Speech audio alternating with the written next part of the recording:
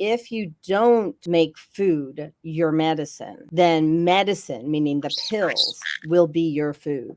So let me ask you, is there more that you want to share about the importance of having herbs in your diet? Did we cover all of that, or do we want to take a deeper dive?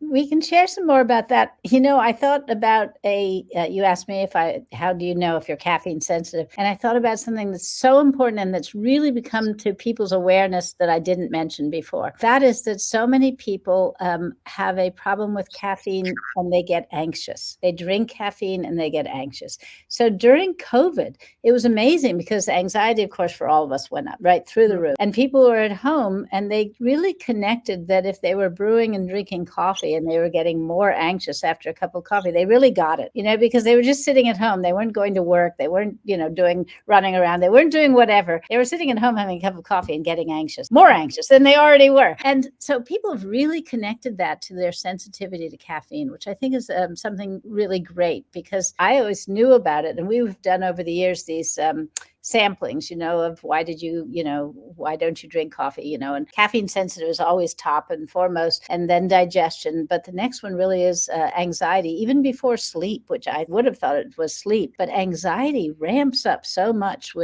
because caffeine pushes into our system these various stress hormones. So our stress goes up and so does our anxiety as a result. Well, that's what I was explaining earlier, is that it activates the basal ganglia, the back end of your brain. Mm-hmm. And it's really, what that means is what you're saying is you become more anxious. People can have panic attacks, things like that, which I was having panic attacks. I had, probably just tells you how sensitive I was, a half a cup a day.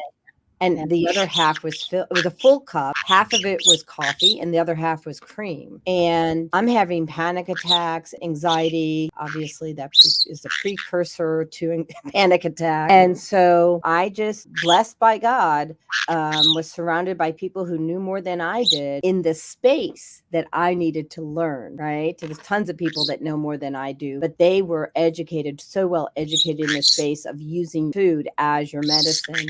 Someone wise, I know Hippocrates said, let food be thy medicine, but someone else kind of did a twist on that. They said, if you don't make food your medicine, then medicine, meaning the pills, will be your food. And that was me. Like, I had 50 drugs that I was taking every single solitary day because the Western Medical Club thought it was a good idea. I apparently thought so too for a period of time because I didn't know better. If you're, one of those people that are looking to have less stress and up your game, because I'm going to tell you something. When you have less stress, you can focus better. You can be more productive. Your productivity levels increase with less caffeine. Okay. How, Caroline, do you recommend that people shift from caffeine to caffeine free? Yeah. So I've learned the hard way because in the beginning, being the pioneer that I was, told everybody, just get off of it. Why is it so hard? Right. And then I saw people go through all kinds of suffering. Right. And you still see it. I looked at TikTok the other day and I put in, quit coffee. Right. And it's full of these people going, oh, I'm on day 2 or 3 and I can barely move. And, all this suffering. Right. I'm not into suffering. I'm into things have to taste good too, by the way. So that's why Teeccino tastes good, as I'm not into suffering just to be healthy. You got to be healthy and have fun. What I can't imagine you on coffee, actually.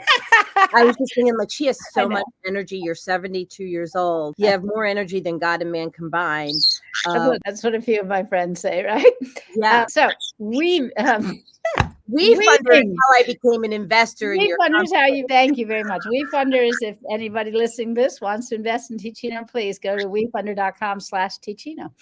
And you'll see. I just want to pause for a moment. Seriously, people, I became an investor. This is not an MLM. She's, are you already on the NASDAQ, or have you gone? No, we're not public. It's a private offering of shares in the company. And we're doing it through a platform called crowdfunding, or it's the SEC regulates it. It's a legal mechanism in which individuals can buy shares in a company they love. If you love products like Teeccino, then that's what we've raised money from. All of our Teeccino customers, not all, but all of the investors are Teeccino customers, just about. And that's on a platform called WeFunder. It's a really great little, platform. You can see, if you like entrepreneurs, you can read all kinds of entrepreneurial stories, and Teeccino shares are on there, and they're available now. Yeah, I was very excited when I saw that and invested immediately. And so, look, I'm just going to say this. I think that we, as a community, the holistic community, which is who I attract, have an obligation, if we're in the space to do that, to support people who are bringing good,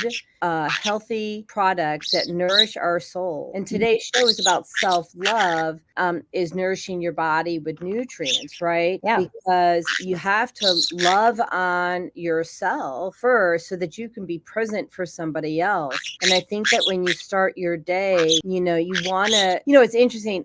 Years before I knew about you, I created a product recipe, because I think I mentioned in a text message, I channel different recipes, and it was hot cocoa, called Not Your Mama's Hot Cocoa.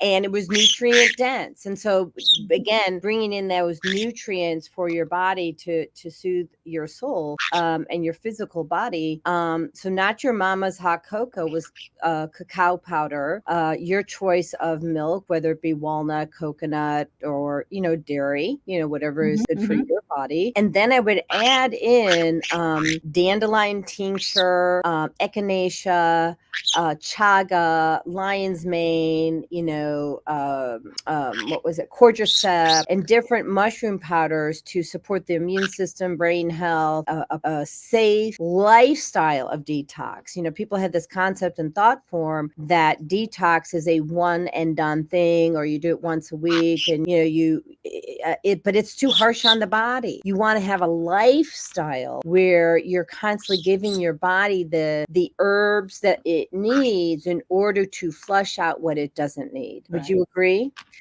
Yeah, absolutely. What you were talking about there, a lot of the herbs you mentioned and the mushrooms are adaptogens. And you asked me earlier, what herbal benefits could we talk about, and definitely the adaptogens, which are those herbs and mushrooms that help your body adapt to stress, and all kinds of stress.